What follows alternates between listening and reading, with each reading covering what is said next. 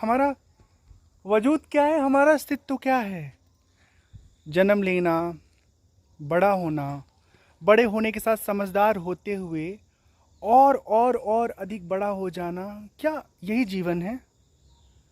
दुनिया के अंदर जो रस है उसको चखना और चखते चखते चखते चखते और अपने काया के ढलते हुए क्रम में आगे बढ़ जाना, क्या यही जिंदगी है? नहीं, जिंदगी इतनी थोड़े है। जिंदगी असली ये है कि हम खुद को जाने समझें, खुद का खुद में अनुभव करें। समझ में आई बात ना?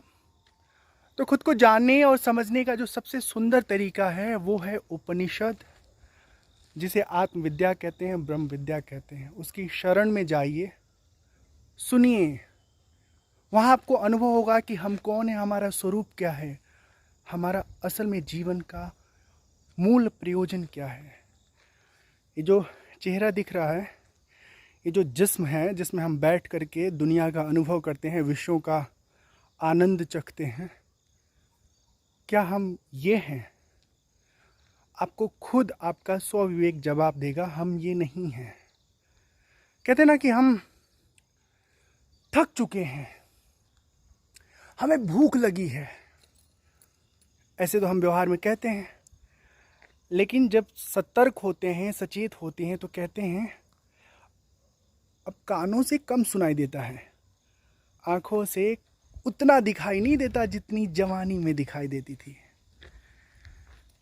अब तो पास में भी कोई बुलाता है तो कहना पड़ता है भैया जरा जोर से बोलिए तब सुनाई देगा। ठीक है, तो जो हमारे शरीर की इंद्रियां हैं ना, ये हमारे लिए उपकरण की तरह हैं। हम नहीं हैं ये इंद्रिय, ये शरीर। ये शरीर हम जीव के लिए भोगायतन है। इसमें बैठ करके हम अपने पूर्व कर्मों का फल भोगते हैं। लेकिन इतना ही करना अगर हमने जारी रखा तो हमने जीवन को निरर्थक कर दिया। कर्मों का भोग भोगते हुए निष्काम भाव से जब हम कर्म को संपादित करते हैं, तो फिर जो कर्म हम करते हैं वर्तमान में, उसके प्रभाव से संलिप्त नहीं होते हैं, संलग्न नहीं होते हैं। कर्म में फल की जो चाह है, यही आसक्ति की जनक होती है। अगर चाह ही नहीं है और अपनी जिम्मेदारी के अनुरूप हम कर्म को संपादित करते रहें, तो ज़िंदगी में कोई तकलीफ नहीं है। अपने कर्मों को निष्काम भाव से करते हुए खुद को जानने समझने के लिए लगातार प्रयास करते रहें। हम शरीर नहीं हैं, हम शरीर में रहने वाले वो शक्ति स्वरूप आत्मा है जो जीवन के हर घटना का अनुभव कर रहा होता है, देख रहा होता है, सुन रहा होता है, जिसे ना कोई देख सकता है, ना कोई छू सकता है, ना जो कोई पकड़ सकता है। ठीक है, हम आत्मा को कोई पकड़ नहीं सकता।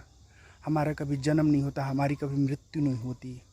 कर्मों के संस्कार की वजह से, कर्मफल के बंधन के कारण हम नाना जन्म जन्मांतर में भटकते रहते हैं, इस योनि में, इस शरीर से दूसरे शरीर में।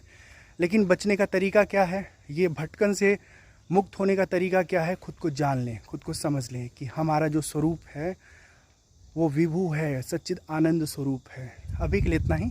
धन्यवाद। मैं हूँ स्वामी रामशंकर, और ढेर सारी बातों को सुनने जानने के लिए हमारे साथ आप यूट्यूब पर, इंस्टाग्राम पर, ट्विटर पर जुड़ सकते हैं। हर जगह अलग अलग फॉर्मों में कुछ न कुछ कंटेंट आपको मिलेगा, अच्छा लगेगा।